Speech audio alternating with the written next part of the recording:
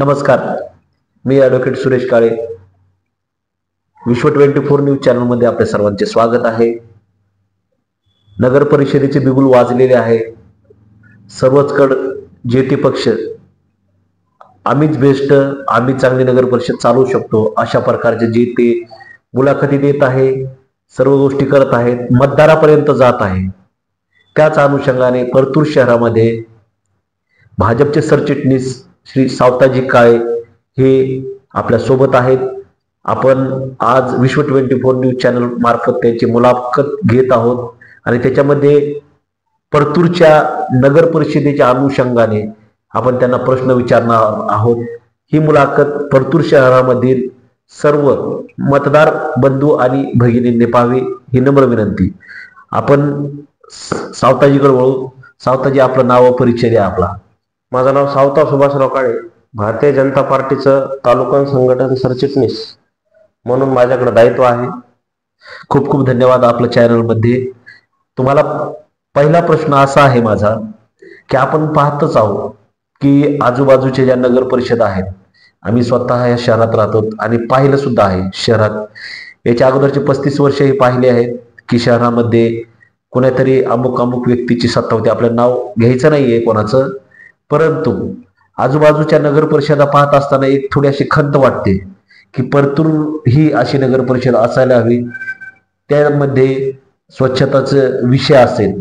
स्वच्छताच्या विषयामध्ये मागच्या दिवशी आम्ही असं ऐकलं होतं की ज्या वेळेस परतूरमध्ये म्हणजे ऐन पाऊस काळाच्या तोंडावर ज्यावेळेस सर्व कर्मचारी काम बंद आंदोलन केलं होतं, त्यावेळेस आपण आणि मी आणि त्याचप्रमाणे नामदार लोणीकर साहेब यांच्या मध्यस्थीने आपण 27 जे कर्मचारी परत रुजू केले ते कुठल्याही बिनशर्त विना मोबदला अशा प्रकारचे त्यांना अट ठेवून केले होते. तर या प्रकारचं प्रेम आदरणीय लोणीकर साहेबांवर सुद्धा करणारे लोक आहेत. तर आता काही लोक मतदार जे आहेत बांधव त्यांच्याकडे जात आहेत आणि सांगत आहेत की परत आमच्या एक बार हातात सत्ता द्या, आम्ही परत परतूर शहराचं चांगलं करू की वाटवं करू. हे मतदार सगळे हुशार आहे. परंतु त्यातली त्यात जर भारतीय जनता पार्टीच्या जर हातात यावेळेस नगर परिषद जर दिली तर आपण काय कराल? या ठिकाणी भारतीय जनता पार्टी अतिशय मोलाचा प्रश्न तुम्ही विचारलेला आहे की जे काही लोकांनी या ठिकाणी 30-35 वर्षापासून सत्तेचं जे काही त्यांनी बेनिफिट घेतलं स्वतःच्या परिवारासाठी, स्वतःच्या सुख संसाधनासाठी, यांच्यावरती या ठिकाणी 30-35 वर्षामध्ये अनेक घोटाळ्यांचे या ठिकाणी केसेस कोर्टामध्ये चालू आहेत. ज्याच्यामध्ये म्हाडाचा घरकुल घोटाळा आहे. ज्या म्हाडाच्या घरकुल घोटाळ्याच्या अंतर्गत 350 लोकांचं म्हणजे 350 परिवारांचं आणि हजारो लोकांचा म्हणजे हजारो परिवार जे की ज्यांना त्या ठिकाणी म्हाडाच्या त्या घरामध्ये 350 परिवाराला, कुटुंबाला त्या ठिकाणी घरकुल त्या ठिकाणी मिळणार होतं. त्या घरकुलच्या घोटाळा यांनी केला. त्याच्यामध्ये जवळपास त्यांनी त्या ठिकाणी 18 कोटीचे चेक ज्याच्यावरचे तत्कालीन नगराध्यक्ष यांच्या सह्या आहेत आणि यांनी त्यावेळी हा जो काही भ्रष्टाचार केला, आमचे जे काही गोरगरीब माता भगिनी त्या कुटुंबाच्या प्रमुख असतात, कुठेतरी यांना ही घरं मिळणार होती. कुटुंब प्रमुख म्हणून राशन कार्डवरती आज आमच्या भगिनींचं नाव या ठिकाणी देशाचे पंतप्रधान नरेंद्रजी मोदी यांच्यामुळे त्या ठिकाणी राशनवरती आलेला आहे. आणि या कुटुंब प्रमुख असणाऱ्या भगिनीवरती शहरातल्या या ठिकाणी अन्याय झालेला आहे आणि 350 परिवार हे त्या घरकुलापासून वंचित राहिलेले. याचं कारण मुख्य असं आहे वकील साहेब की ज्या वेळेस हा म्हाडाचा प्रकल्प इथे येणार होता त्यावेळेस याच्या अंतर्गत त्यांनी फंड ज्यावेळेस स्वतःच्या नगर परिषदेच्या अंतर्गत त्या ठिकाणी आला, यांनी त्या ठिकाणी रामदेव बाबा ट्रस्ट स्थापन केलं आणि स्वतःच्या पाहुण्याच्या नावाने ते ट्रस्ट स्थापन केलं आणि संगनमताने यांनी त्या ठिकाणी भ्रष्टाचार केला. यांच्या कोणाचा हा घरचा पैसा नव्हता. आपल्याला डॉक्टर बाबासाहेब आंबेडकरांनी एक अशी घटना दिलेली आहे की ज्या घटनेच्या आधारे या ठिकाणी संविधान आहे. संविधानाच्या आधारे देशाचा सर्व कारभार चालतो. तुम्ही देशात विरोध करा, देशात विरोधी पक्षाची भूमिका मांडा, राज्यात विरोध करा, जिल्ह्यात विरोध करा, पण परतूर शहरामध्ये आम्ही काही जरी केलं 30-35 वर्षात तर आम्हाला विरोध करू नका. हो. म्हणजे हे जसं काही कुठले राजे महाराजे लागून गेलेत आणि शहरामध्ये जसं काही लोकशाही नाही ठोकशाही आहे, अशा प्रकारे 30-35 वर्षापासून सत्ता गाजायची. गोरगरीब सामान्य लोकांची घरे लाटण्याचं काम केलं. 18 कोटीचे चेक त्यांनी त्याच्यावरती खोट्या म्हणजे सह्या केल्या आणि ते पैसा खोटं ट्रस्ट स्थापन करून लाटला. भ्रष्टाचाराची केस कोर्टामध्ये सध्या त्यांची सुरू आहे. हा पहिला मुद्दा. याच्यामध्ये दुसरा मुद्दा जो आहे की ज्याच्या अंतर्गत तुम्ही जो प्रश्न विचारला की भारतीय जनता पार्टीकडे सत्ता आली म्हणजे नेमकं शहराचा तुम्ही काय विकास साधला, तर शहराचा भारतीय जनता पार्टीकडे सत्ता नसताना देखील तुम्ही बघा, आमच्या भारतीय जनता पार्टीच्या शासनामधून जेव्हा तुम्ही शहराकडे बघाल, नामदार लोणीकर साहेब आमदार आहेत, त्यांच्या चष्म्यातून जर तुम्ही भारतीय जनता पार्टीचा म्हणजे या ठिकाणी नामदार लोणीकर साहेबांच्या माध्यमातून जो विकास झाला, तर याच्यातून तुम्ही ज्यावेळेस पाहिलं तर तुम्हाला शहरामध्ये सगळीकडे रस्ते दिसतील. ते केलेले आहेत नामदार लोणीकर साहेबांनी व राहुल भैया लोणीकर यांच्या यशस्वी प्रयत्नाने. त्याच्यानंतर तुम्ही शहरामध्ये वेगवेगळे सभागृह, वेगवेगळे जे काही धार्मिक सभामंडप आहेत विविध मंदिरांना याच्यामध्ये देखील मोठ्या प्रमाणात नामदार लोणीकर साहेबांनी निधी दिलेला आहे. या ठिकाणचं कुठलीही 30-35 वर्षामध्ये भारतीय जनता पार्टीकडे सत्ता नव्हती. तत्कालीन भारतीय जनता पार्टीला एकदा सत्ता येण्याचे चान्सेस निर्माण झाले.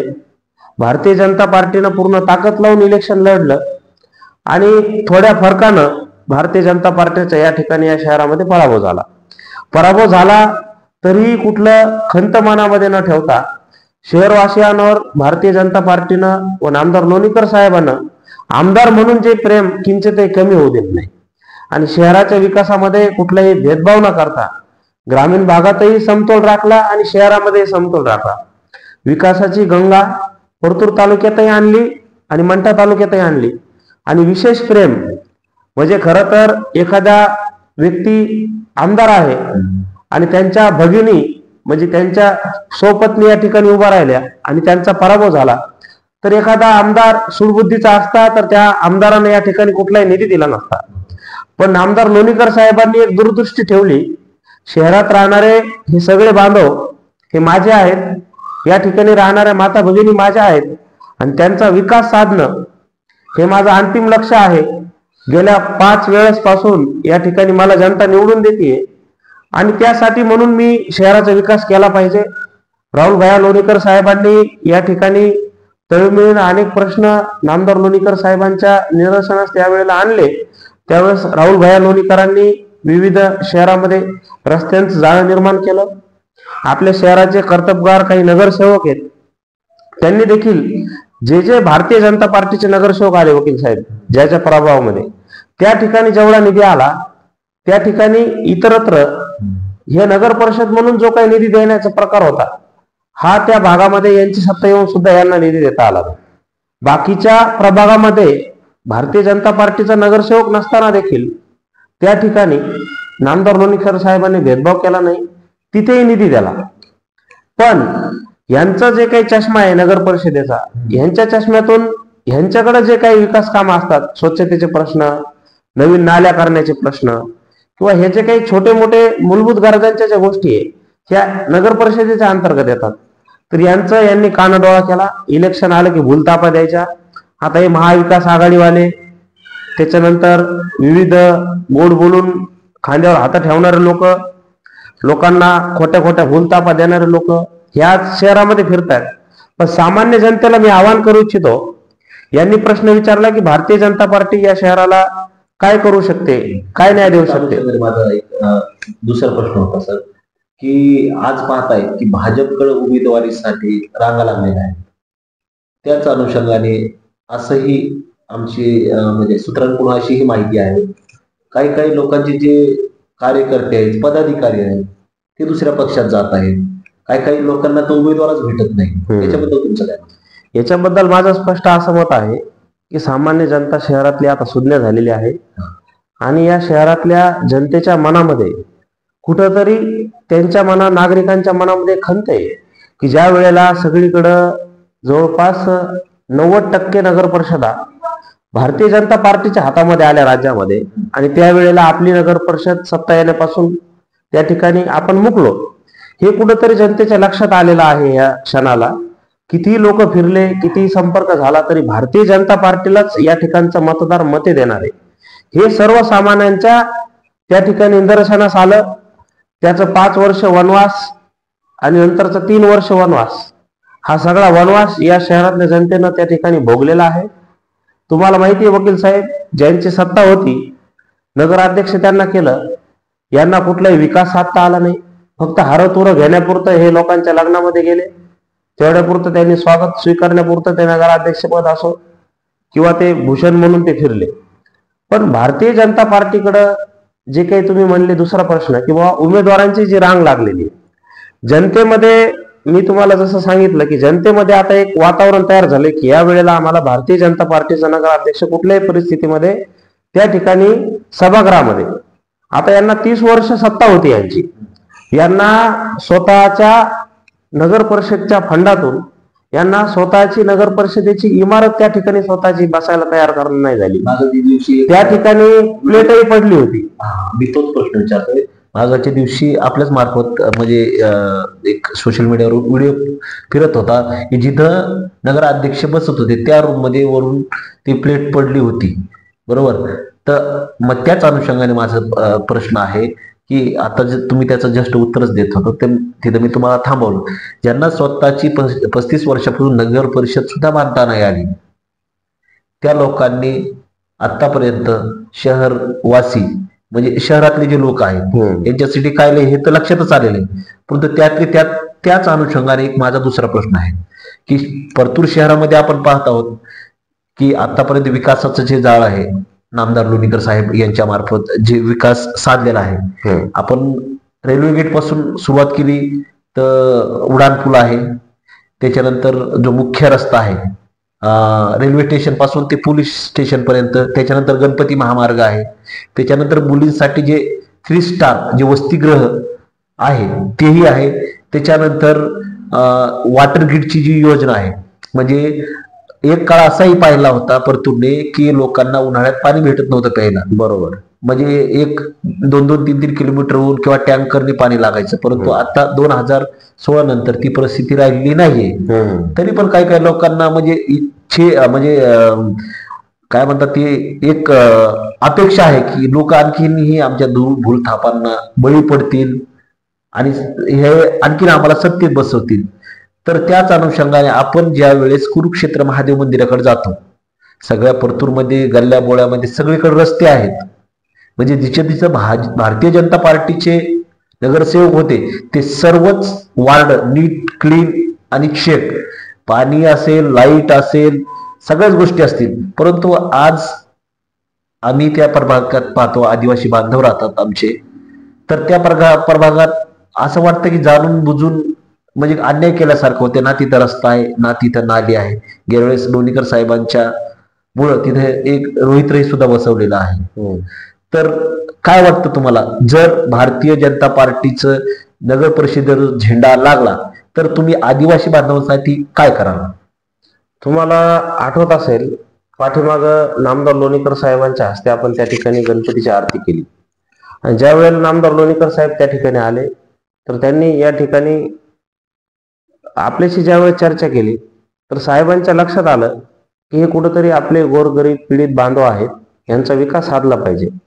तर आजही तुम्हाला आठवत असेल, मला आठवतं, त्या ठिकाणी नामदार लोणीकर साहेबांनी आपल्याला त्या ठिकाणी कुठं कुठं रस्ते करणे आवश्यक आहे हे आपल्याला त्या ठिकाणी लिहून द्यायला सांगितलं. आपण ते त्यांच्याकडे लिहूनही दिलेलं आहे. फक्त लाडक्या बहिणी सारखी योजना आहे, अशा विविध शासकीय योजनांच्यामुळं हे जे काही फंड कमतरता आहे, आजपर्यंत नामदार लोणीकर साहेबांपर्यंत आपण नेलेला एकही प्रश्न त्या ठिकाणी खाली पडलेला नाही. हा देखील आमचे जे काही आदिवासी बांधव आहेत त्यांच्या वस्तीतला डीपीचा प्रश्न तुम्ही ज्यावेळेस नामदार लोणीकर साहेबांकडे मांडला तर नामदार लोणीकर साहेबांनी त्या ठिकाणी आपल्याला डीपी दिली. तुम्हाला आठवत असेल, हे रस्ते ज्यावेळेस विचारले तर आपण त्या प्रभागातले ते 3 रस्ते, म्हणजे शहरामध्ये जे काही वोट बँकेचं राजकारण चालतं, तुम्हाला मला एक विशेष सर्व आदिवासी बांधव असतील शहरातले आमचे सर्व गोरगरीब बांधव आहेत त्यांना सांगू इच्छितो की तुमचा वोट बँकेच्या राजकारणामुळे तुमच्या कॉलनीचा विकास झालेला नाहीये. तुम्हाला फक्त वेळेवरती कुठली आमिष देणं, स्वतःच्या बाजूला करून घेणं. पण आमचे जे काही घरामध्ये निष्पाप लहान लहान लेकरं आहे त्यांच्या आरोग्यमानामध्ये, त्यांच्या शैक्षणिक राहणीमानामध्ये जो काही फरक नाही झाला याला कारण तत्कालीन सत्ताधारी. ह्यांचं काम होतं 30 वर्ष जर आपण सत्ता उपभोगतो तर किमान 2-3 रस्ते तरी आपण तिथं दिले पाहिजे सत्ता म्हणून नगर. असंही ऐकतोय की तिथलचे जे रहिवासी आहेत म्हणजे त्यांच्या 4-4-5-5 पिढ्या तिथे गेल्या, म्हणजे सांगायला मला हरकत नाही की मीही तिकडेच राहतो, परंतु आपण पाहतोय की तिथलचे जे जागा आहेत त्या काबीज जागा होत्या आणि त्या काबीज असल्यामुळं त्यांना घरकुली भेटत नाही. त्या प्रश्नावर आपण लढलोही आणि त्याच्यानंतर सरकारने हमीही दिली. 2011चा जो झोपडपट्टी अधिनियम आहे त्याच्या अनुषंगाने ते नावही काढण्याचा प्रोग्राम चालू झालेला आहे. तर या अनुषंगाने आपण नेमकं त्या आदिवासी बांधवांना काय घरकुलाच्या बाबतीत मी एकच सांगू इच्छितो की भारतीय जनता पार्टीवर नेहमी आरोप केला जातो की कुठेतरी हे जातीवादी पक्ष आहे, कुठेतरी हे सर्वांना न्याय देऊ न शकणारा पक्ष आहे. पण हे दादांत खोट आहे. आजपर्यंत जेव्हा जेव्हा भारतीय जनता पार्टीचं सरकार आलं त्या वेळेला आमचे शोषित, दलित, पीडित, आमचे आदिवासी बांधव असो किंवा आमचा दलित समाज असो यांच्या विकासासाठी पुढाकार घेणारं हे भारतीय जनता पार्टीचं सरकार आहे. आजपर्यंत दलित वस्त्यांच्या माध्यमातून जो काही विकास नामदार लोणीकर साहेबांनी तालुक्यामध्ये केलेला आहे तो कोणालाही आपापल्या जिथं समजा भारतीय जनता पार्टीचा आमदार आहे त्या ठिकाणी जेवढा विकास होतो तेवढा विकास इतरांच्या, जसं महाविकास आघाडीचा असो का मागे यांची 15-15, 20-20, 30-30 वर्ष यांची महाराष्ट्रामध्ये सत्ता होती, पण यांच्याकडून जो विकास झालेला नाही. नामदार लोणीकर साहेबांनी या ठिकाणी वेळोवेळी निधी देण्याचं काम केलेलं आहे. पण शहरी भाग आहे, शहरी भागामध्ये राहणारे आमचे 30-30, 40-40 वर्षापासून राहणारे आमचे गोरगरीब बांधव आहेत. यांना 30-35 वर्षामध्ये आम्हाला जातीवादी म्हणण्यापेक्षा ज्यांनी सत्ता उपभोगली त्यांना जातीवादी म्हणायला पाहिजे होतं. त्या व्यक्तीचं काम होतं, आपण नगराध्यक्ष आहोत, आपण इथं 30 वर्षापासून सत्ता उपभोग घेत आहोत आणि जर शासनाचा GR निघाला, तुम्ही जसं सांगितलं की 2018चा, 2022चा, 2011चा हे जे काही GR निघले, ह्या GR प्रमाणे ह्यांचं लक्ष नव्हतं या GR कडं की सामान्य घरामध्ये राहणारे आमचे गोरगरीब बांधव हे वस्ती पाड्यामध्ये ज्या वेळेस राहतात त्यांना घर नाही, त्यांचं पत्र्याची रूम गळती आहे, त्यांना राहायला बरोबर व्यवस्था नाही.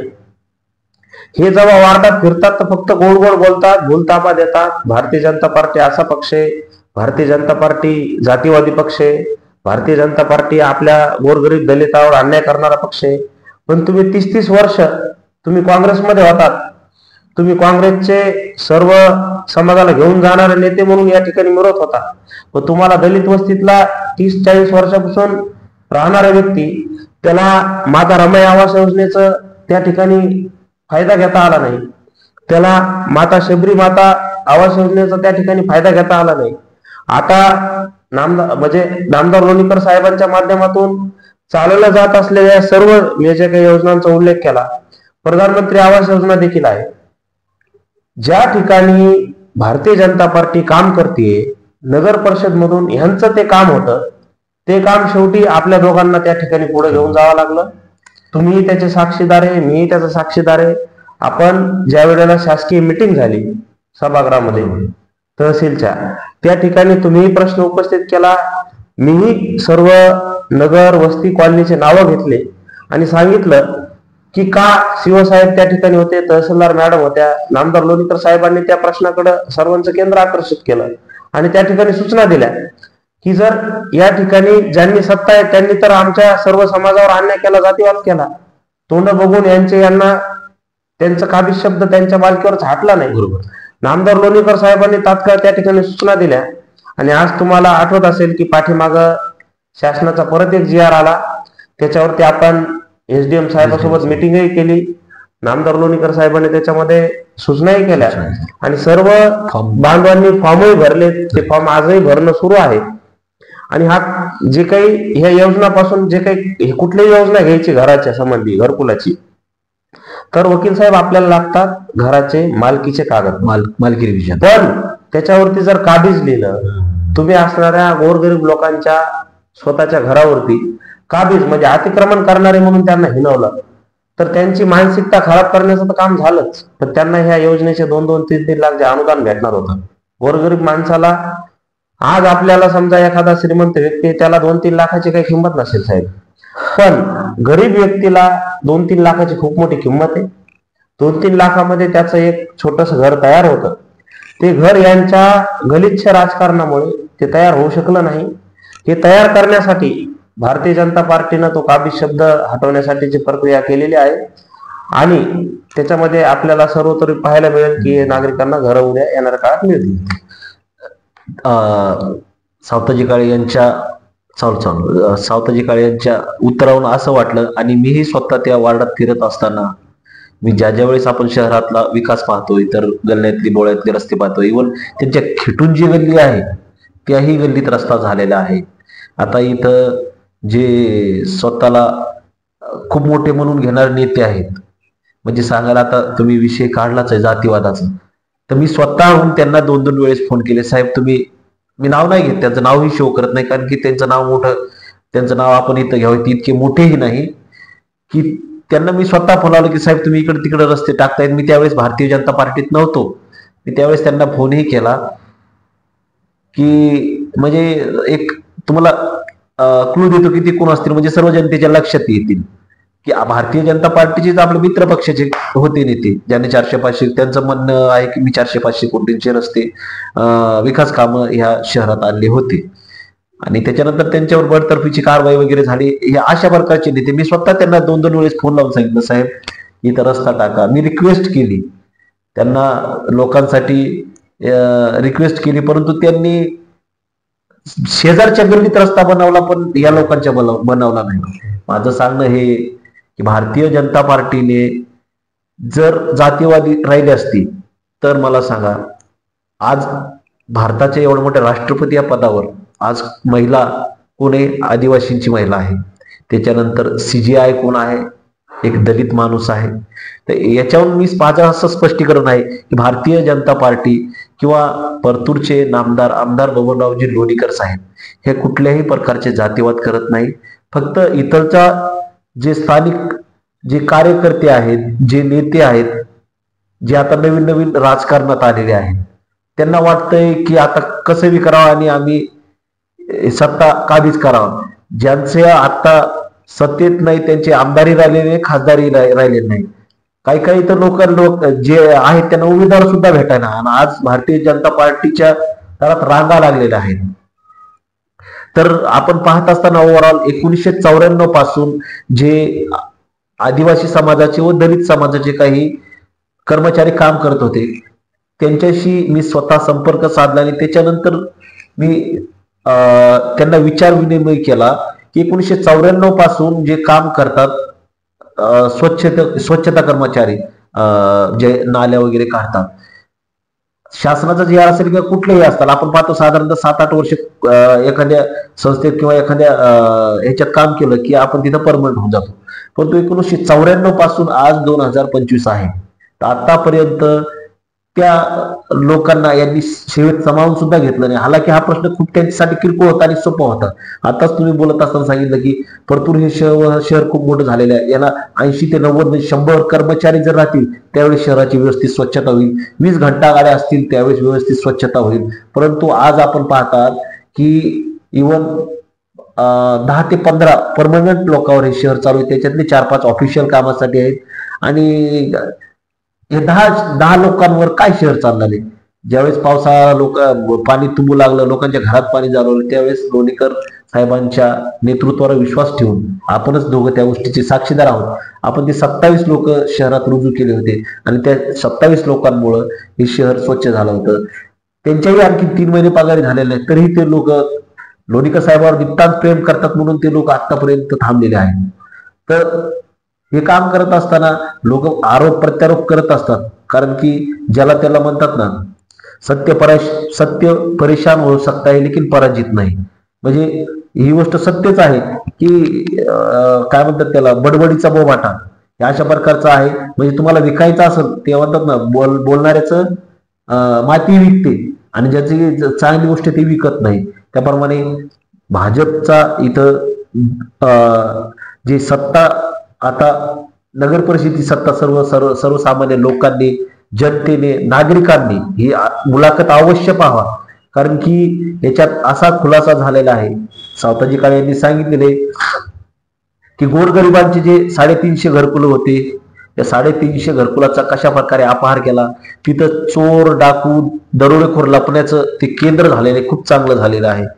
आणि आज जर तिथं कोणी राहायला जरी गेलं तर ती छत कधी कोसळेल, ते परिवार कधी मरेल याची गॅरंटी नाही. एवढंच नाही तर ज्या आपण जिथं सत्ता भोगली ते स्वतःच नगर परिषदेचं जे कार्यालय होतं ते सुद्धा त्यांना करता आलेलं नाही. जर इव्हन की मला 4-5 वर्ष 2-3 वर्ष नगर परिषद इलेक्शन थांबल्यामुळे तिथं कोणीही बसलेलं नव्हतं आणि ते छत पडल्यासारखं झालं. आणि जर तिथं जर नगराध्यक्ष राहिला त्यांचा काय हाल झाला असता. त्याच अनुषंगाने लोणीकर साहेबांच्या ते लक्षात आलं आणि जी कोर्टाची जुनी बिल्डिंग होती तिथं सगळं शिफ्ट केलं आणि आता एवढं मोठं भव्य दिव्य जी नगर परिषदेचं कामही चालू आहे. त्याचप्रमाणे इथं आपण शहराच्या मध्यस्थानी बघतोय एवढी मोठी सुसज्ज कोर्टाची जी जिल्हा अतिरिक्त सत्र न्यायालयाची जी बिल्डिंग आहे ती पाहतात आपण. ही एवढं मोठं म्हणजे लोकांना म्हणजे लोकांना विकास दिसत नाही का. उगाच आम्ही फक्त टार्गेट करायचं म्हणून टार्गेट करायचं, एक म्हणजे जस्ट आपला एक चर्चा चालली त्याच्यातून, फक्त टार्गेट करायचं म्हणून टार्गेट करायचं का. परंतु आता जर लोकांनी सत्ता इथं पालट केली नाही तर तुम्ही सांगितलं की याच्यानंतर काय होईल. कारण की वार्ड नंबर 4 मध्ये राहणारा जो आदिवासी समाज आहे तिथं वास्तव्यास हे लोक त्यांना कसं वेड्यात काढायचे. 2-3 इन्सिडेंट सांगतो की तिथलचे जे नगरसेवक होते, आता मी जेव्हापासून आलो तिथं लोकांना प्रश्न लक्षात आणून दिले आणि त्यांना प्रश्न विचारायला भाग पाडलं की बाबा असं नाही असं असतं, असं नाही असं असतं. त्यांनी विचारण्याचा प्रयत्न केला तर तिथलचे नगरसेवक म्हणतात नाही, पारधीवाडा हा वार्ड क्रमांक 2 मध्ये आहे, कोणी म्हणतं 1 मध्ये आहे, हा आमच्या अंडरमध्ये येत नाही. काय तर पठ्ठे म्हणजे त्याला काय म्हणतात, काय पठ्ठ्यांचं एकाचं मला असं उत्तर होतं की बाबा मी त्यावेळेस भारतीय जनता पार्टीत नव्हतो, त्याचं उत्तर असं होतं की ज्यावेळेस पारधीवाड्यातला रस्ता टाकला त्यावेळेस बबनराव लोणीकरांनी अडवला किंवा बबनराव लोणीकरांनी ती फंड दिला नाही. म्हणजे किती मूर्खपणाचा कळस आहे. अफवा म्हणजे म्हणजे त्या लोक गोरगरीब आहे, अज्ञानी आहेत, जास्त नॉलेज नाही. अशा लोकांना तुम्ही अशा प्रकारचे जर भूलथापा मारत असाल तर मला सांगा येणाऱ्या निवडणुकीत हे यांनाच, कारण की त्यांनी आता सांगितलेलंच आहे, माझी तिथं चर्चा आहे सगळ्यांची, त्यांचं म्हणणं आहे की जो आमचा विकास करेल त्याच्या सोबत आम्ही असू. ठीक आहे, 150-200 मतदान का असणार, पण ते मतदान हे निर्णायक असणार आहे. आणि यावेळी गेल्या वेळेस भारतीय जनता पार्टीने तिथं 10 मतदान पडत नव्हतं, पण यावेळेस 200+ तिथं मतदान सुद्धा झालेलं आहे. म्हणजे याचा अर्थ तिथं बदलाची जी श्रृंखला आहे ती चालू झालेली आहे. तर त्याच अनुषंगाने आजची जी मुलाखत होती याला धरून तुम्हाला एक मुद्दा सांगू इच्छितो की आता नगर परिषदेची निवडणूक, नामदार लोणीकर साहेबांनी तुम्ही उल्लेख केला की आपल्याला कोर्टाची इमारत त्या ठिकाणी दिलेली आहे. शहराचा मुख्य रस्ता आपण त्या ठिकाणी नामदार लोणीकर साहेबांच्या माध्यमातून होताना पाहिलेला आहे. त्याच्यानंतर आता जे काही नगर परिषदच्या सभागृहाचं जे काही बांधकाम सुरू आहे, ही इमारत मंजूर करून आणण्यापासून तर ती आता त्याचं काम सध्या प्रगतीपथावर आहे. तर माझी सर्वसामान्य जनतेला कळकळीची विनंती आहे की हे जे काही काम, हे बघा तुमच्या गल्लीमधले रस्ते आम्ही केले भारतीय जनता पार्टीच्या माध्यमातून, आमदार लोणीकर साहेबांच्या माध्यमातून. तर आज या ठिकाणी जर एखादी इमारत तुम्हाला स्थानिक स्वराज्य संस्था म्हणून, जर नगर परिषद म्हणून ती इमारत त्या ठिकाणी दिलेली आहे, तर आमचं त्या ठिकाणी आपल्याला कळकळीची विनंती आहे की त्या ठिकाणी बसणारा नगराध्यक्ष हा भारतीय जनता पार्टीचाच असायला पाहिजे. तो अधिकार खरं तर भारतीय जनता पार्टीच्या नगराध्यक्षाचा त्या ठिकाणी बसण्याचा आहे. यांना स्वतःच्यासाठी बसण्यासाठी इमारत त्या ठिकाणी करता नाही आली 30-35 वर्षामध्ये. जर हा विकास भारतीय जनता पार्टीच्या माध्यमातून जर साधला जात आहे, तर कोणी वोट बँकेचं राजकारण न करता, वोट बँकेच्या भूलथापांना बळी न पडता या ठिकाणी सुज्ञ मतदारांनी मतदान करावं. मतदान हा आपला सर्वांचा अधिकार आहे. 2 डिसेंबर रोजी आपण सर्वांनी मतदानाचा हक्क बजावा, अशी मी तुम्हाला नम्रतेची विनंती करतो आणि थांबतो. तसंच आमचं हेही म्हणणं आहे की कुठल्याही कोणाच्याही आमिषाला किंवा भूलथापांना बळी पडू नका. कारण की डॉक्टर बाबासाहेब आंबेडकरांनी आपल्याला मताचा अधिकार मिळवून देण्यासाठी त्यांचे 4 मुलं ते मातीत घातलेले आहे. कारण की एक वोट काय करू शकते हे सर्वांना माहीत आहे. एक वोटनी काय सत्तांतर होऊ शकते हे सर्वांनाच माहीत आहे.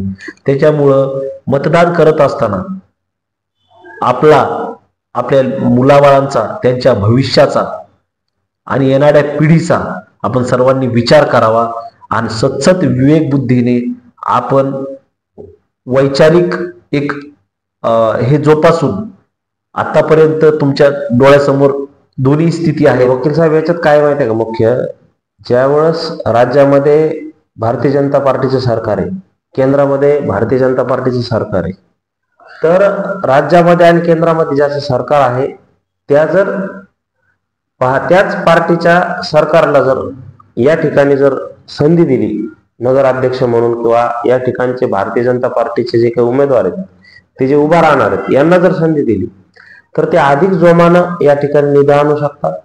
बरोबर. माझी तुम्हाला कळकळीची विनंती आहे की हे जे 20-22 दिवस आहे एकदम सतर्क राहून भारतीय जनता पार्टीला जास्तीत जास्त सहकार्य करण्याचं आवाहन मी तुम्हाला याच्या माध्यमातून करतो. मध्ये अनुसूचित जमातीची एक जागा आहे आणि तिथं कॅन्डिडेट लढण्यासाठी कारण की आता महाराष्ट्रामध्ये पाहतोय आपण की जे आरक्षणाचं जे वारं सुटलं होतं आणि त्याच्यानंतर त्याच्यात हाही प्रश्न आला होता की बोगस आदिवासी.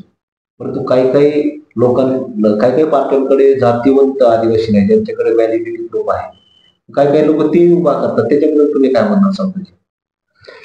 याच्यामध्ये असं आहे की त्या ठिकाणी जी काही जागा आरक्षित आहे तर त्या ठिकाणी भारतीय जनता पार्टीच्या माध्यमातून आपण असा उमेदवार त्या ठिकाणी देत आहोत की ज्या समाजाला त्या ठिकाणी खरोखर संधी मिळणार, ज्यांचं समजा या ठिकाणी 1500 त्या ठिकाणी शहरामध्ये लोकसंख्या आहे, अशा समाजाच्या व्यक्तीला त्या ठिकाणी प्रतिनिधित्व मिळावं, त्यांना एक विकासाची संधी मिळावी समाजाला, आणि त्या वार्डाचा देखील विकास साधावा त्यांच्या माध्यमातून.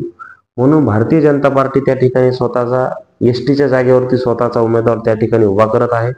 आणि त्या ठिकाणच्या सर्व सुज्ञ मतदाराला माझी विनंती आहे की तुमचा जो काही नाल्या काढण्याचा मुख्य प्रश्न आहे तो आमचा उमेदवार त्या ठिकाणी स्वतः उभा राहून त्या ठिकाणी आवाज उठवून सभागृहामध्ये तुमचे मूलभूत प्रश्न, नाली काढणे, तुम्हाला छोटे मोठे लाईट त्या ठिकाणी उपलब्ध करून स्ट्रीट लाईट लावून देणे, तुमच्या आजूबाजूला असणारे जे काही गोरगरीब जनता आहे त्यांना वेगवेगळ्या योजनांचा लाभ देण्यासाठी आमचा तो उमेदवार, दोन्ही जागा त्या ठिकाणी, एक एसटीची जागा आहे आणि एक मला वाटतं सर्वसाधारण ओबीसी महिला अशी त्या ठिकाणी एक जागा आहे. माझा मी प्रश्न असा विचारला होता की बोगस आदिवासी रोखण्यासाठी तुमचं काय मत असं? भाजप तर ओरिजिनल आदिवासी कॅन्डिडेट देईल, परंतु इतर पक्ष आहेत त्यांना कॅन्डिडेट भेटायला. मग आता कसं माहिती का, सेंट्रल गव्हर्नमेंट माननीय सुप्रीम कोर्टाच्या काही दिशानिर्देश आलेले, काही आदिवासी मध्ये सुद्धा काही जमाती आहेत त्यांच्या व्हॅलिडिटी होत नाही आणि निवडणूक लढण्यासाठी ज्या आरक्षित जागा आहेत आपण पाहतात तिथं की त्यांना व्हॅलिडिटी लागते. मी याच्यात एकच सांगू इच्छितो की ज्याचं खरोखर भारतीय राज्यघटनेनुसार कास्ट व्हॅलिडिटी आहे त्या व्यक्तीनंच या ठिकाणी ती जागा लढवायला पाहिजे. यदा कदाचित त्या ठिकाणी पुढे जाऊन काही ऑब्जेक्शन निर्माण झालं तर त्या जागेवरती कॉम्प्लिकेशन निर्माण होईल आणि ती जागा निवडून येऊन बी काही फायद्याची राहणार. कारण याचं कारण काय आहे की एखादा व्यक्ती नगरसेवक करायचा यंत्रणेमधून आणि त्याच्या कागदाची पूर्तता नाही झाली तर त्या ठिकाणी त्या व्यक्तीला इलेक्शनला सामोरे गेल्यानंतर त्या ठिकाणच्या लोकांचा जो प्रश्न आहे मुख्य विकासाचा, ते लोक वंचित राहतात आणि ते जर व्हॅलिडिटी नाही ठरली तर अपात्रही होऊ शकतात. हो, तर हेच जर यदा कदाचित तिथं जर कोणी दुसरा कॅन्डिडेट दिला जो बोगस आदिवासी आहे, त्याबद्दल भारतीय जनता पार्टी काय करेल? माझा प्रश्न असा. नाही, भारतीय जनता पार्टी ज्यावेळेस उमेदवार त्या ठिकाणी देणार आहे, भारतीय जनता पार्टी हा उमेदवार जो आहे तो आदिवासी देणार आहे, ज्याच्याकडे व्हॅलिडिटी प्रूफ आहे असंच देईल. पण मी इतर पक्षांचा विचार, ज्यांना आता उमेदवार भेटत नाही, आता कोणी आणायचं तिथे उभा करायचं नाही. हे बघा, त्याच्यामध्ये त्याच्यासाठी तुम्ही काय करा? त्याच्यामध्ये काय माहिती का, आता ते त्यांच्या जे काही विरोधी पक्ष आहे त्यांचा उमेदवार तर भारतीय जनता पार्टी ठरवू शकत नाही. ते त्यांचा उमेदवार ठरवतील, ते त्याला इलेक्शनला त्या ठिकाणी पुरस्कृत पण करतील. पण ज्या वेळेला हे जे काही लोक त्या ठिकाणी उभा राहतील किंवा लढतील, तर त्यांना जे अडीअडचण होईल विरोधकांच्याकडून, तर त्यांना सामोरं जावं लागेल.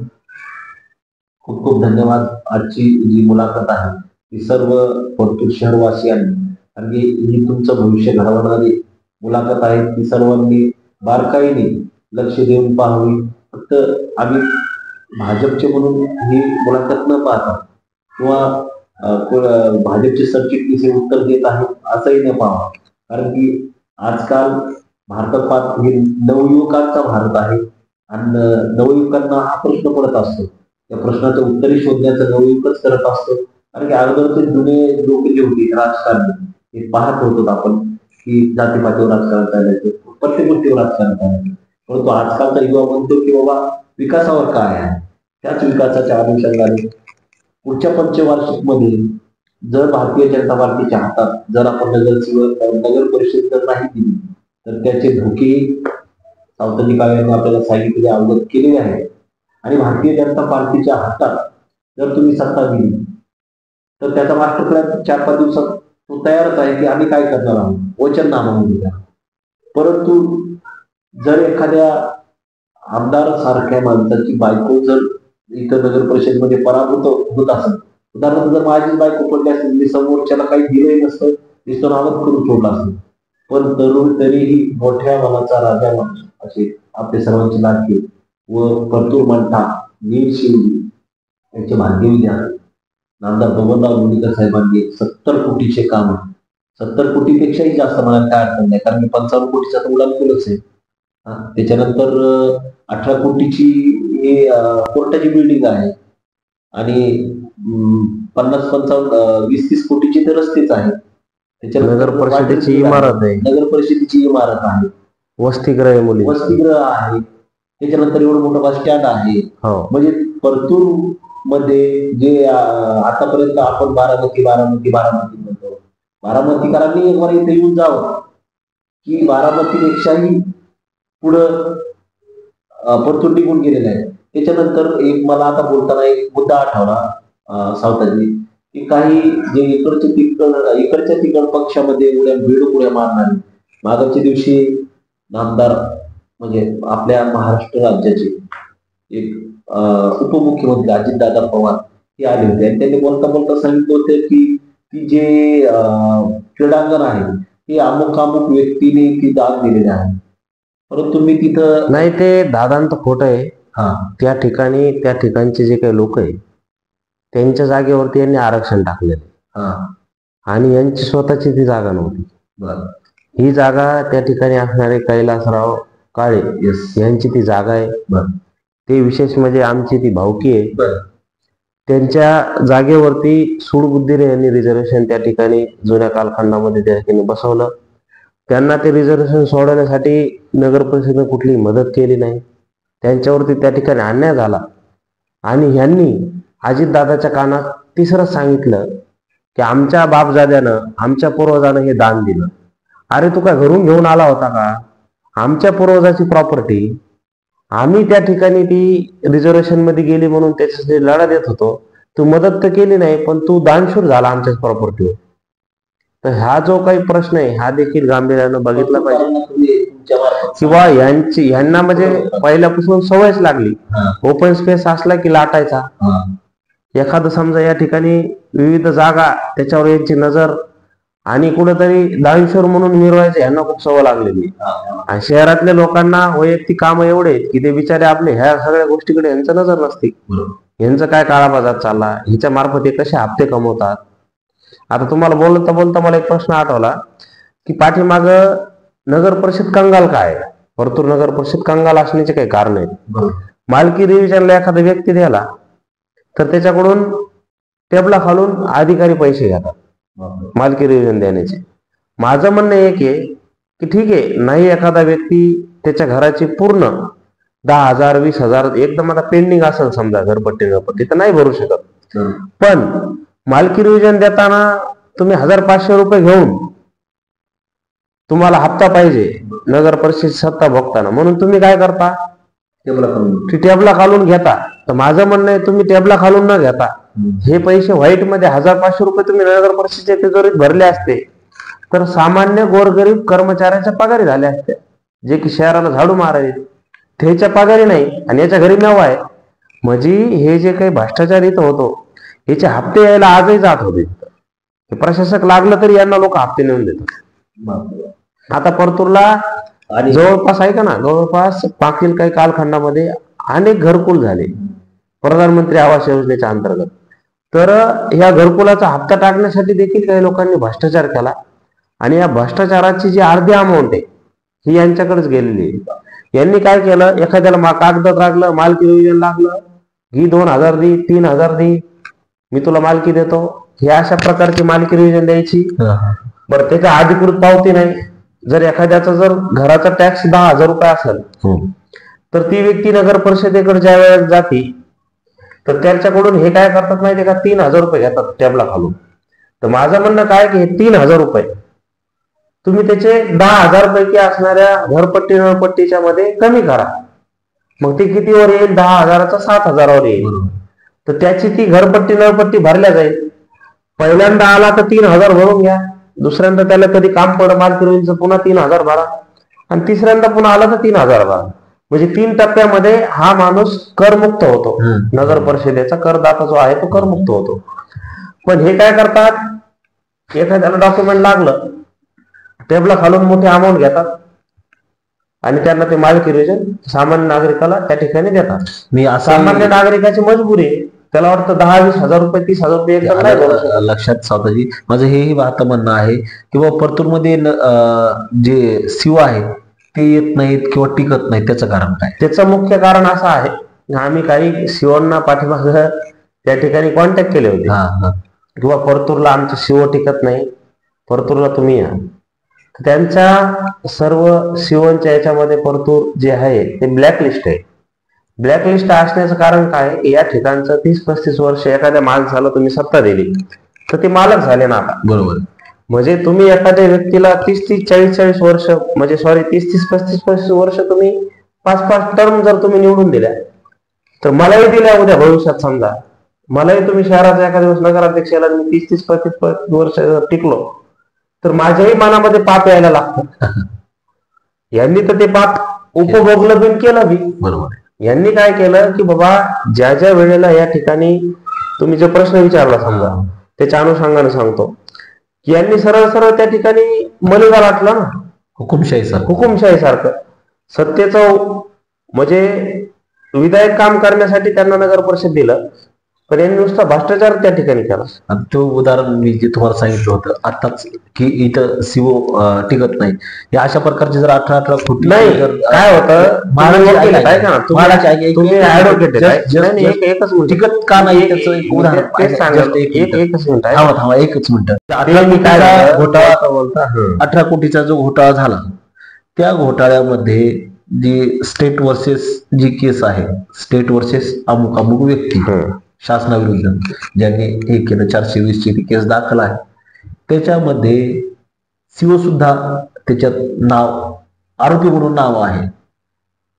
असं वाटत नाही की ह्याच कारणामुळे, कारण की पाप हे नाही करायचे आणि जे अधिकार आहेत त्यांच्या माथी तुम्हाला बोलता बोलता काय म्हणलो की इथलचा जो काही कारभार आहे ह्याच्यामध्ये कोर्टामध्ये अनेक केसेस सुरू आहे. हो, जसं की 350 परिवाराचा जो काही म्हाडाचा घरकुलाचा घोटाळा झाला याची सध्या कोर्टामध्ये केस सुरू आहे. बरोबर.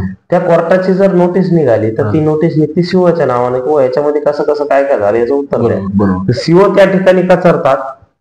जर माहिती देताना जर चुकीची निघाली तर त्यांच्या नोकरीवर गदाय नसायच. बरोबर. राईट. की ज्या टायमाला यांनी भ्रष्टाचार केला ते सीओ राहायला बाजूला, त्याच्यावर तर जे काय व्हायचं ते कारवाई होईलच. हा, पण नवीन आलेला सीओ बी इथे यायला भीतो ना. बरोबर. यांनी ओपन स्पेसच्या जागा किती मोठ्या आपल्या इथं, खूप खूप ओपन स्पेसच्या जागेच्या सुद्धा इथे यांच्या केसेस आहेत. बरोबर आहे. यांचे लोक एखादं काही असलं टॅक्स गिक्स न भरून का तर तुम्हाला कागद देऊन टाकतात. खूप चांगलं उत्तर दिलं. आता एक शेवटचा प्रश्न असा आहे की आपण मागच्या दिवशी परतूरची जी बाजारपेठ भरते त्याच्याबद्दल आपण मुद्दा उचलला होता. तर हे पालन कोणाचं? त्याच्याबद्दल मी तुम्हाला सांगतो, तुम्ही त्याचे साक्षीदार आहे, मी पण साक्षीदार आहे. हा प्रश्न गेल्या 30-35 वर्षापासून शहरामधल्या कुठल्याही पत्रकारांना बाजारपेठेवरती त्या ठिकाणी आवाज कधी उठवला नाही. त्याच्यानंतर ज्यांनी सत्ता उपभोगली त्यांनी देखील फक्त 20-20 रुपये त्या ठिकाणी पावत्या द्यायच्या, स्वतःच्या जमेच्या, स्वतःच्या अखत्यारीतल्या माणसाला, स्वतःच्या फेवरेट व्यक्तीला ते टेंडर द्यायचं वसुलीचं, आणि त्याच्या मार्फत बाजारामध्ये जर 100 दुकान लागत असतील तर 100 लोकांकडून 20-20 रुपये जमा करायचे. तर 365 दिवसापैकी जेव्हा जेव्हा परतूरचा शनिवारचा बाजार भरतो त्या दिवशी तर वसुली होतीच, पण इतरही दिवशी इतरही ठिकाणी शहरामध्ये जे काही गाडे लागतात, जे काही वेगवेगळे स्वतःचे विक्रीचे जे केंद्र आहे, ह्या लोकांना बाजारपेठेपासून वंचित ठेवण्याचं काम यांनी केलं. आता पाठीमाग भारतीय जनता पार्टीवर आरोप लावण्यात आला की भारतीय जनता पार्टी गोरगरीब हातगाड्यांच्या विरोधात आहे.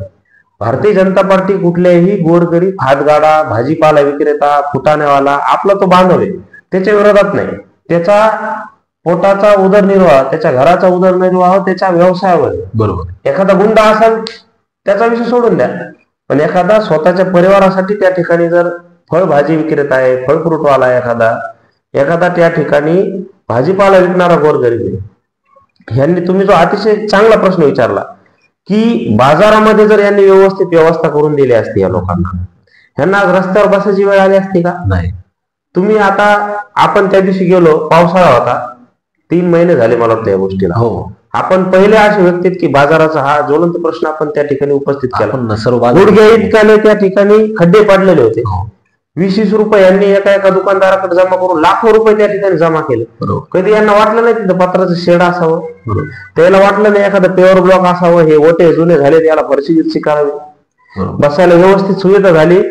अहो साहेब, आम्ही तुमच्या जमिनीची बाजू मांडायलो, तुमच्या विरोधात नाही. सामान्य फळभाजी विक्रेता आहे, फळ फ्रूट आले, याच्या विरोधात आम्ही नाहीये. एखाद्या गुंडाच्या विरोधात आम्ही, सामान्य गोरगरिबाच्या विरोधात आम्ही नाही. पण तुम्हाला रस्त्यावर आणण्याचं काम यांनी केलं. आणि तुम्हाला हे खोटं सांगतात की भाजप हे फळभाज्या विक्रेत्याच्या विरोधात आहे, भाजप हे एखाद्या हातगाड्या विक्रेत्याच्या विरोधात आहे. भाजप कुठल्याही हातगाड्या असो किंवा फळ भाजीवाला असो, ह्याचं मार्केट ज्यानं उद्ध्वस्त केलं, तत्कालीन जे नगराध्यक्ष होते, जे काँग्रेसचे होते, त्यांच्या विरोधात भाजप मात्र आहे. सामान्य गरीबाच्या भाजप विरोधात नाही. मोंड्यातली जी भाजी मंडी आहे, महात्मा फुले क्रांतीसूर्य महात्मा फुले नावानं मोंड्यामध्ये एक भाजी मंडी होती. त्या भाजी मंडीचा जो काही मागचा जो काही परिसर आहे, तुम्ही तिथं गेले तर तुम्हाला दिसेल की त्या ठिकाणी डुकरं त्या ठिकाणी त्या बेंदाडामध्ये त्या ठिकाणी नाचतात. बरोबर. त्या ठिकाणी कचरा पेटीचं ते ठिकाण झालेलं आहे, त्या ठिकाणी लोक दुकानातला कचरा आणून टाकतात. माझं म्हणणं आहे ती भाजी मंडी जर जिवंत केली आणि त्या भाजी मंडीमध्ये शहरातले गोरगरीब सामान्य लोकांना त्या ठिकाणी बसायला जर संधी दिली तर यांना रोडवर बसायची हौस आहे का गोरगरीबाला? तर बिलकुल नाही. त्यांना हक्काचं मार्केट आहे. तुम्ही वेगवेगळ्या ठिकाणी जा, त्यांना हक्काचं मार्केट आहे, पण परतूरला त्यांना हक्काचं मार्केट नाही. म्हणून यांना रोडवर बसायची पाळी आली आणि मग नॉर्मल नोकझोक झाली, त्यांच्या भांडणापर्यंत गोष्टी झाल्या. तर त्याला जबाबदार हे लोक आहेत, भाजप नाही. खूप खूप धन्यवाद. खूप अत्यंत महत्वाच्या प्रश्नावर आपण नजर टाकलेली आहे. येणाऱ्या काळात मतदान करत असताना मतदार राजाने सतसत विवेक बुद्धीने मतदान केलं पाहिजे. कोणाच्या भूल थापेला आणि थोड्याशा प्रलोभनाला आपण बळी न जाता आता कमीत कमी यावेळेस तरी विकासाला साथ देऊन, विकासाला हात देऊन, भाजपच्या हातात सर्व नगरसेवक निवडून आणि नगराध्यक्ष भाजपचा निवडून देऊन दमदार आमदार बबनराव लोणीकर साहेब यांच्या हातात सत्ता द्यावी, याच अनुषंगाने आदरणीय आमचे मित्र सावताजी काळे यांनी खूप चांगल्या प्रकारे मुलाखत दिली. प्रश्नही खूप चांगले होते, त्याच्या म्हणजे आपली चर्चाही झाली, त्याच्या अंतर्गत आपण खूप चांगल्या प्रकारे त्याचे उत्तरही दिले. आणि निश्चितच येणाऱ्या काळात काहीतरी बदल, मला तरी अपेक्षित आहे की बदल होईल, कारण की आता बदलाचा वार आहे. 35 वर्ष झाली पब्लिक कंटाळली, सगळ्याकडून सूर येतोय. कारण की आम्ही छोट्या मोठ्या ज्यावेळेस फिरत असतो, बोलत असतो, त्यावेळेस लोकांचे हेच उत्तर येत आहे की आता कुठंतरी बदल हवा, चेहरा कुणीतरी नवा आणि बदल हवा. त्याच्यामुळं कोणीही आता कितीही येऊन काही जरी सांगितलं तर भारतीय जनता पार्टीने काय विकास केलेला आहे, सत्ता नसताना सुद्धा काय विकास केलेला आहे, आणि जर 35 वर्ष जर हातात जर आमच्या सत्ता राहिली असती तर आम्ही काय केलं असतं, आणि हातात नसून सत्ता सुद्धा आम्ही काय केलेलं आहे. आणि यानंतर जर तुम्ही सत्ता दिली तर निश्चितच पत्तूरकरांचा जो शेवटचा घटक आहे, म्हणजे सांगत असाल शेवटचा घटक म्हणजे कोण, माझा आदिवासी समाज असेल, माझा दलित बांधव असेल, हा शेवटचा घटक जो आहे तळागाळापर्यंत विकासाची गंगा नेण्याचं काम आदरणीय दमदार आमदार लोणीकर साहेब, राहुल भैया लोणीकर यांच्या मार्फत आम्ही सर्वजण निश्चित 100%, 1001% करू. आणि हे जे आता काही लोकांना जे स्वप्न पडतायत ना, तर त्यांचं स्वप्न 100% येणाऱ्या काळात भंग होणार आहे. या निमित्त मी ग्वाही देतो. व आजची मुलाखत विश्व 24 न्यूज चॅनलने आम्हाला हे जे व्यासपीठ निर्माण करून दिलं, आणि त्या अनुषंगाने जी आमची ही मुलाखत घेतली, कारण की सगळ्यांच्याच मुलाखती चालू, हे म्हणतं हे करायचं, ते म्हणतं ते करायचं, ह्यो नगरसेवक त्यो नगरसेवक, सगळ्यालाच स्वप्नच पडायला लागलेत, नगरसेवकाचेच स्वप्न पडायले, घराघरात नगरसेवक. परंतु अरे बाबांनो, 12 महिने 5 वर्ष जो लोकांच्या सुखदुःखात आहे, गोरगरिबांच्या घरात आहे, त्यांच्या प्रत्येक गोष्टीसाठी, लहान सहान सर्व कामासाठी आहे. कारण की लोकशाहीची व्याख्या आजकाल आपण पाहतो, ही लोकशाहीची व्याख्याच वेगळी झालेली आहे. आपण एखाद्या ऑफिसच्या दारातल्या चपराशाला सुद्धा साहेब म्हणतो. हा गुन्हा त्यांचा नाही, हा गुन्हा सर्व आपला आहे. त्याच्यामुळं लोकशाहीमध्ये हे जे सर्व नगरसेवक असो, नगराध्यक्ष असो, किंवा कुठला मोठा ऑफिसर असो, तो संविधानात तो जनतेचा नोकर आहे, आणि त्याला नोकर म्हणूनच आपण ट्रीट केलं पाहिजे. माझं हे मत आहे. आणि येणाऱ्या काळात जर भारतीय जनता पार्टी दिलं तर आम्ही तुमची सेवक म्हणून 100%, तुमचा घरातला प्रश्न असो, तुमच्या दारातला प्रश्न असो, तुमच्या लेकीबाळीचा प्रश्न असो, तुमच्या सुरक्षेचा प्रश्न असो, आता जे भाजीमंडी विषयी, जो बाजारपेठेविषयी तो प्रश्न असो, किंवा शहरातल्या गल्ली बोळातला, नाल्याचा, लाईटीचा, स्ट्रीट लाईटचा, महिलांच्या सुरक्षेबाबतीचा, प्रत्येक गोष्टीचा जे प्रश्न आहेत ते आम्ही सोडवण्याचा प्रयत्न करू. धन्यवाद. थांबतो.